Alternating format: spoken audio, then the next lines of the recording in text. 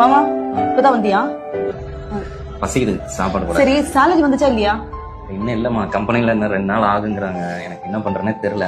வீட்டு வாடகை இன்னும் குடுக்கலடா. அதுவும் இல்லாம இன்னும் கரண்ட் பில் வந்து கிடக்குது. குழந்தைகளுக்கு இன்னும் ஃபீஸ் கட்டல. வீட்டுல மளிகை சாமான் எதுவுமே இல்ல. தெரியுமா, நான் கேட்டிருக்கேன், 2 நாள்ல வந்துரும். நீ 2 நாள் இப்படியே தானே சொல்லிட்டு இருக்க. நாம தான் கேட்கணும்.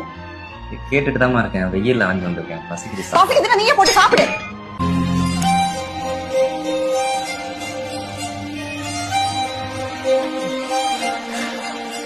சாவ் சொல்றா.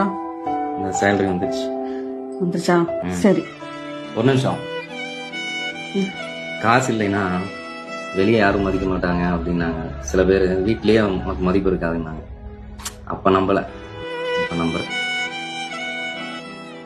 சாப்பாடு போடவா? பசி இல்லை.